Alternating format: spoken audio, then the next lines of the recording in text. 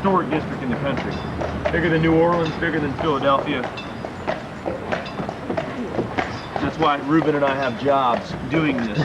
The throngs of people coming to see the wonderful historic district in Charleston. Now, until we get to the pretty south of Broad neighborhood, I'm going to point out this kind of garish parking garage here.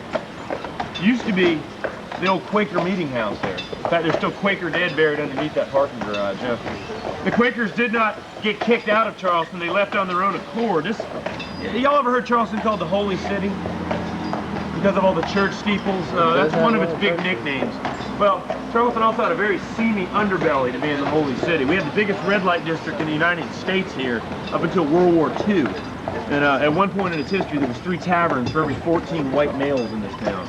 So it was a drinking man's town. It was a sailor's town. And hell, some of the most quaint little shop streets like Fulton and Clifford were the main drags, were the biggest and most, I say affluent bordellos were in the city. But we don't want to dwell on that, you know. We don't just bring the spotlight away from the seaminess and back to the grandeur of the Old South. Now, this house right here dates back to about 1715, one of the oldest wooden houses. Come on, step up. Step up. Step up, Ruben. Come on, you big camel-like thing. This house here was built by a guy named John Linning, or Lining, I've heard it pronounced, who actually started the first barometric readings in the United States. How y'all doing? Some sort of a bike posse there. Now, we just crossed over Broad Street, which is not only the social boundary of Charleston, but it's also kind of the Wall Street of the Old South. If you walk along Broad, you'll see bankers, lawyers, stockbrokers, commercial real estate, that type of stuff. And when I say social boundary, we call people that live on this side SOBs, south of Broaders. I've seen many of them live up to both acronyms in many times in my life. Kind of, I guess you might say, your aristocracy, some of your blue bloods, a lot of descendants of some of the original planners that built a lot of these big houses we're going to see when we get up here to the Battery. Now, look at this brick house on the left. There's 3 of them actually in a row. Look above the windows. You'll see a little obelisk, kind of like a round plaque up there. Fire insurance marker.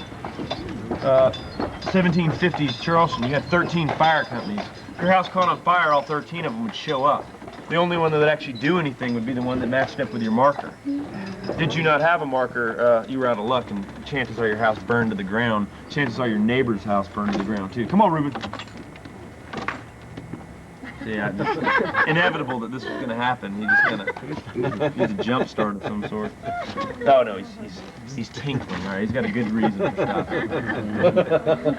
I'm supposed to have little flags on board. This horse has such a high metabolism. I think he actually ate another horse last night in the stable.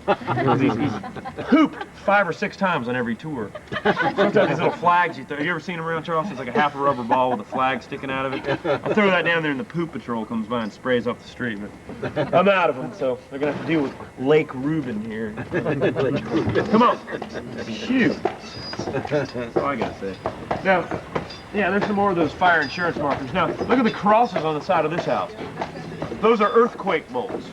Now, think about how dirt poor we were here in 1886 when that big earthquake hit. We were literally dirt poor. I know a lot of my ancestors actually did eat dirt to sustain themselves. So what they did to these damaged homes that weren't completely leveled by the quake, they drove a rod through the floorboard of the house. Inside the floorboard, they had a turnbuckle that was turned 1/4 of an inch very slowly, sometimes like 1/4 of an inch a day for 2 years would be the worst case scenario to bring these walls back together. Very arduous process, but to quote a phrase of that day, we were too poor to paint, too proud to whitewash. We didn't have any other options. That's why you'll see any house that survived total devastation from the quake that was built before 1886, you'll see these bolts here. I hear a lot of Charlestonians kind of talking amongst themselves, saying stuff like, oh yeah, well, you know, if we have another big quake, it won't matter. I have earthquake bolts in my house, which I always want to say to them, have you ever heard the term implosion? These are the first houses to just crumble in on themselves. You know, we let them live out their little fantasies of safety and security. This is Tommy Box's, or Robert Box actually, I'm sorry, his gas station. Now this guy's been catering to SOBs for, oh hell, close to since the 1940s, for almost 50 years now. Wow. Now, I'll tell you something. It's a good location for a lot of people that don't want to get out on the interstate. Some of these old folks around here that don't want to get out on the highways and find cheaper gas. So that's why he can actually close down on the weekends sometimes. I think he's heard me back there. He can firebomb my house. Gasoline later. Have you noticed a lot of for sale signs as we've been cruising through here on some of these houses? Well, property taxes are very expensive here. In fact, to give you a rough estimate, about $1,000 per $100,000 a year. And when you're talking houses up in the $5 million range, that's kind of pricey. I mean, these aren't that expensive. These are maybe $500,000, $600,000 houses. But, you know, your great-great-great-granddaddy might have been a wealthy planter, and he might have handed you this house down after several generations. But, you know, you yourself might be a lawyer or a doctor, but still cannot afford to pay these property taxes because they're oh so pricey. You know, that's why you'll see something. Oh, look at that white and black house right there. That's a classic example of a Charleston single home. This is a good angle to look at it too from, because you can kind of look at it almost like a bisection of it. It's a single home because it's one room wide to the street, very skinny to the street, yet it's very long to the lot. Reason being to have a very long piazza. That's what we call the porches here, to absorb as much of the breeze as possible. If you've ever been here in June or July, you'll know what I'm talking about. It gets hotter than Hades in this city.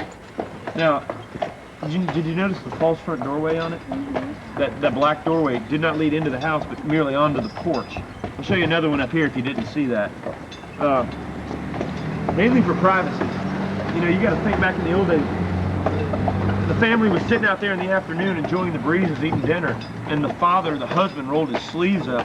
That's the equivalent of us sitting out there in the city, like we say. That's where the Ashley and the Cooper rivers meet to form the Atlantic Ocean. I think they still have that mindset that the world still revolves around Charleston, but maybe it does in their deranged old minds. But were we to go back in time 150 years, we'd be about waist deep in pluff mud and swamp water right now. This was all landfilled in 1841 to build the tip of the city, more or less. This park, White Point Gardens of the Battery, and this is what I call Millionaire's Row right here, these mansions on the left. Now look at this blue one, the John Ash Jr. house. Good 19,000 square foot place. Look how close it is to his next door neighbor on the right side of the house. Literally, after it curves there, almost touching. Utilizing every square inch of property available. You know, you got to think, you're on the tip of the peninsula. Look at this house right here. This is a bed and breakfast known as the Battery Carriage House Inn. Mid-October, I had the great honor of being on CNN doing this walking tour I have. It's a ghost tour. And they wanted an interior shot, so we went inside of that place, and I talked about the ghost of the headless torso. Allegedly the ghost of a Confederate soldier who had his head blown off at Secessionville that wanders in and around room number 8 of that bed and breakfast.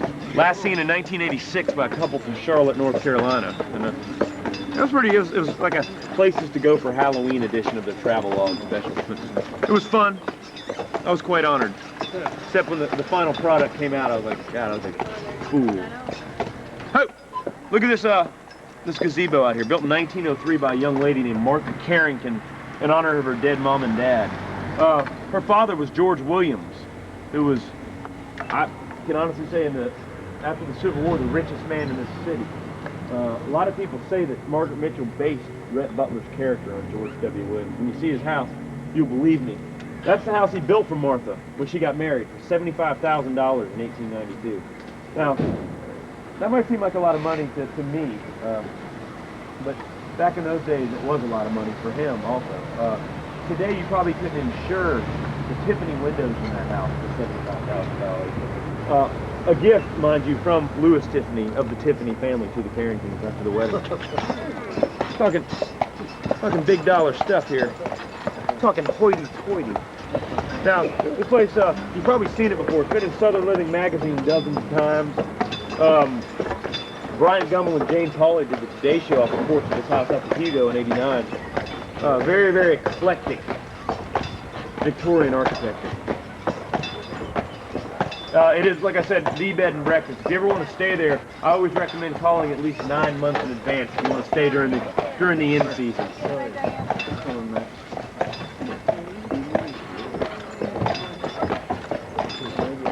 Anybody here see any of Scarlet, the alleged sequel to Gone with the Wind?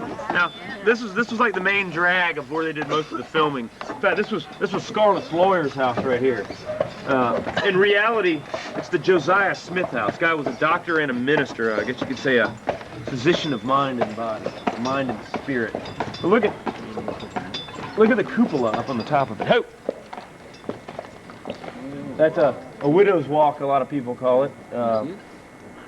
A cupola meant that it was used for air conditioning, more or less. Like the piazzas, a lot of times in a hot summer day, they would open up the windows in the cupola, and most of that warm air would convect out the top. And that warm air does rise. 1795 is when that house was built. It's also a very popular southern living house. Oh no, a dachshund. Come on, Ruben.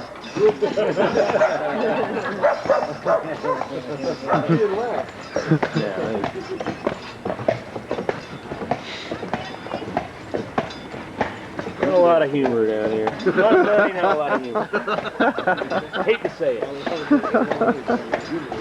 All right, this is Daddy's house right here. This is George W. Williams' home. The biggest residence in the city of Charleston, nearly 25,000. I say that because I forget the exact figure, but it's somewhere around 24.9. Close enough for jazz. Built in 1876 by Mr. Williams, the father of Martha Carrington. The Rhett Butler guy I told you about, the real Rhett Butler. He owned a import-export business. He also owned a blockade runner during the Civil War. That's why I guess you'd get his dashing image. I could call him a cynic, because during the Civil War he invested in British sterling instead of Confederate currency, which in retrospect turned out to be a darn good idea. If you guys get the chance, it's usually open on weekends, only on weekends, but during the holidays it's open all during the week, so I highly urge you to go in there and check it out. It's an incredible house. The current owner is a gentleman named Gedney Howe. He's a local lawyer. He's from a long line of Charleston barristers from the late 1800s. He bought this house in 1976 for $250,000. That's what it was built for originally in 1876. But there's a catch here. It was in such a state of disrepair. The porches were hanging off. The interior was inches thick of battleship gray paint. His Navy personnel had lived here during the 30s and 40s, so he had his work cut out for him. They say he put over $3.5 million into it, including Hugo damage from the '89 hurricane. But a wonderful place. Go check it out. It's a very interesting interior. He's got some stuff from all over the world, including Turkey, in his ballroom, which is on the second floor. Also got the highest precipice in the city, a 95-foot high cupola, as far as a residence goes. Did you go in there at one time? Yeah, it's impressive. It's not easily forgotten. Now, sir, you asked about the Hayward Washington house. Depending on the traffic, if we can go down that way, this was another of the Hayward's house right here. This was the other house Thomas Hayward built. But this is not the one that George Washington slept in. This house is undergoing massive interior. Well, if y'all want a good picture, I'll be glad to stop. Oh, no, this one right here. Yeah, this one was built in 1968. Gilligan's Island was in syndication when this house was built. It does look good, though. It blends in very well with these neighborhoods. And it sits on the corner of Atlantic Street. Now, this story, I know we've had enough scatology here with Reuben, but you got to think, now, Atlantic Street lives up to its name. Even at high tide, you can be knee-deep in water if it's raining heavily. Because it used to be a creek, part of the Vandross Creek system. Ran from the harbor all the way out to Meeting Street. These houses that you see, the original house, set up on a bank. Well, think about how people used the bathroom back in those days. These chamber pots. Open the window and yell, "Gardy Lou," and pitch the debris out on the street. Well, high tide would come and literally would clean the street, so it was almost trendy to live on the streets. Because it didn't stink as bad as, say, King Street would on a hot August day. Gardy Lou. Now, that's what they yelled. That was the cry. That's it right here. That's Atlantic. Water Street's the next street out, parallel with this street. It's the same way. It was also part of that creek system. I've heard Charleston called the Venice of the South before, back in those days, prior to the land filling in the 1840s. So we get a lot of those rich old pirate stories. I'll tell you a good pirate story at the end of the tour. Look at this. Anybody ever seen Mount Vernon, Washington's home in Virginia? You might remember seeing that it was brick with stucco, and then the stucco was scores that look like stone. You see a lot of that. It's a very French Huguenot thing. I always call it keeping up with the Joneses. You know, making the house look more affluent, by making it look like it was stone. All these houses on the left and the right now, we're passing the governor's mansion at one time. Royal governor's house, I should say. Now, the second house on the left up here is owned by a gentleman who owns one of the carriage companies. Bobby Kanoth owns Carolina Carriage Company. His family's lived there since the 1880s, 1890s. Now, going back a little further in history to the 1860s, it was the home and the headquarters of a man named General P.G.T. Beauregard. Y'all remember Beauregard? He's a New Orleans-born dandy who was in charge of defending Charleston. Ooh, look at that evil Santa up there. In charge of all the Charleston-based Confederate troops. Now, I'll tell you a funny story about Beauregard. If you go to City Hall, there's two paintings of Beauregard hanging up. One of them, he's got brown hair. That was done in 1860. The one done in 1862, he's got snow white hair. Well, I asked the lady in charge, what's up with that? Why the two different hair colors? He said, well, the nice people say his hair turned white because of the stress of the war. But the people who really knew him say his hair turned white because his dye supply got cut off by the Yankee blockade. Perfect little allegory for Beauregard there. I have no respect for the man. That's my opinion. Ruben, what are you doing? Come on.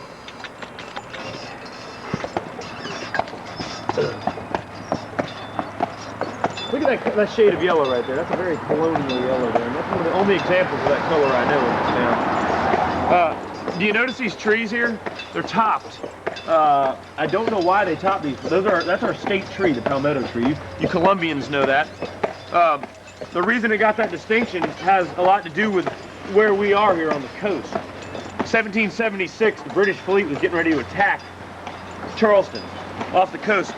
Sullivan's Island, there was a small fort there we now call Fort Moultrie, led by a gentleman named William Moultrie. Well, General Moultrie had the bright idea of cutting down several palmetto logs and building a reinforcement around his fort, an excess wall, I guess. When these British cannonballs started flying, they literally stuck into the palmetto wood and were safely absorbed into it. And we actually fired the British cannonballs back at their fleet, winning the battle. Now, I recall in history them mentioning that the British commander, his name was Colonel Peter Parker, had his pants shot off in that battle, which I don't know how, but it's always funny to mention that he lost his pants in that battle. Come on, Ruben. Officer. Now, I took my niece and nephew there back in March of last year to see Winnie the Pooh. And honestly, I thought I was going to have my colon stretched afterwards because I'm 6'2", 6'1 1/2, and I'm sitting there in this seat built for a man who was 5'3" back in the 1740s. They did not grow larger than that. I mean, that was the generic height of your average American male. So just beware if you ever go there. Bring a lawn chair, stand up, you know, standing room only thing. All right, coming back on St. Philip's from seeing it from the south. Now, this church was, and still to a degree, is very slick. If you wandered in there as a tourist on the Sunday service, they'd probably look at you like, what's he doing here? You know, that kind of deal. But back in the old days, it was even worse. If you went to this church and you were a Charlestonian, you had the good fortune of being a Charlestonian, they buried you in the church side of the graveyard, close to the God. Now, had you not the good fortune of being born here and went to church here, like John C. Calhoun did, our greatest statesman, they buried you across the street in the white transient stranger side of the graveyard.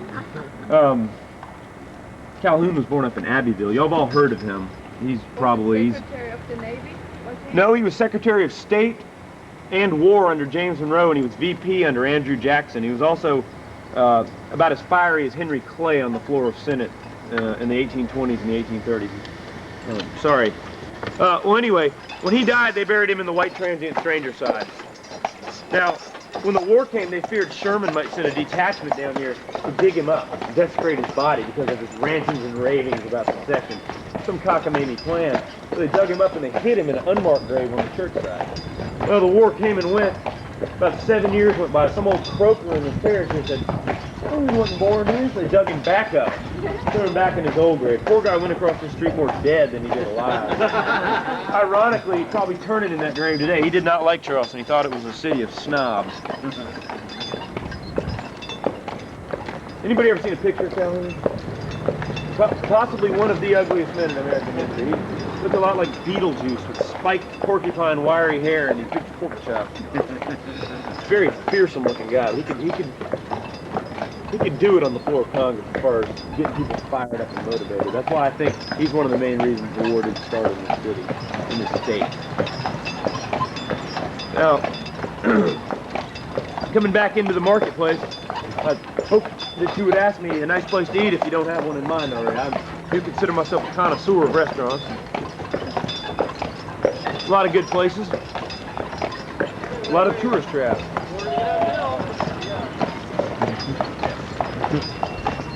All right.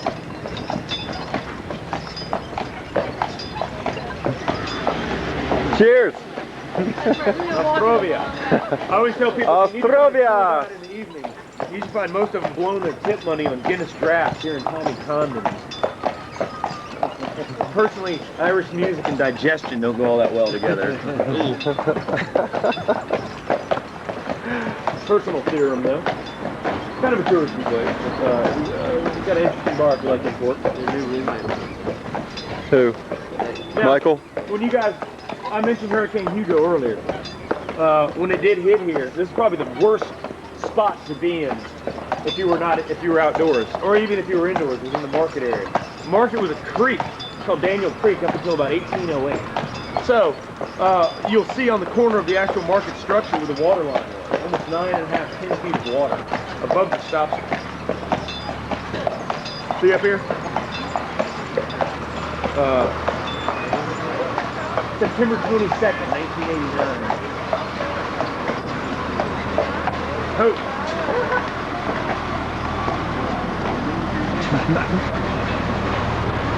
Come on, Ruben. Come on. Oh.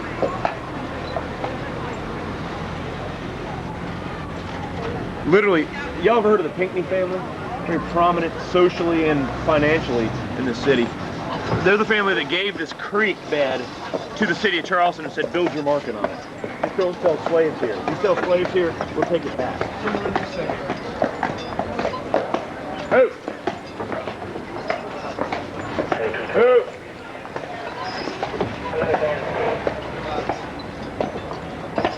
See, when they unloading the market here, come on, step up. It's kind of limited viewing in this. Look here, Ruben. Ruben's saying it's barn time. Ruben, come on, don't be shy. Come here.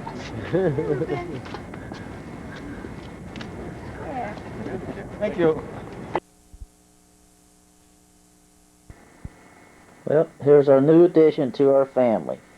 This is Cosmo. Say hi, Cosmo. Say hi, Daryl. Ain't he a biggin'?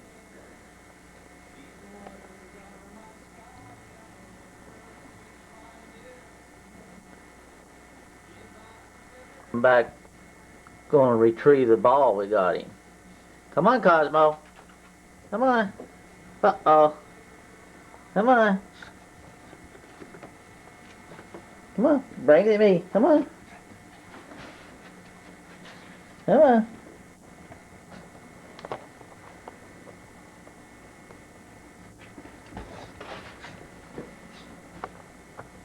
Where'd he go? There he is. He's over at his boat. Playing with the ball. Yeah. There he is. Uh-huh. Get the ball. There you go. Yeah. There you go. Come here. Come here. Come here. Come here. Ooh. Cosmo. Get the ball. Get the ball. Ooh. Yeah. Get the ball. Come on. Let's go get the ball.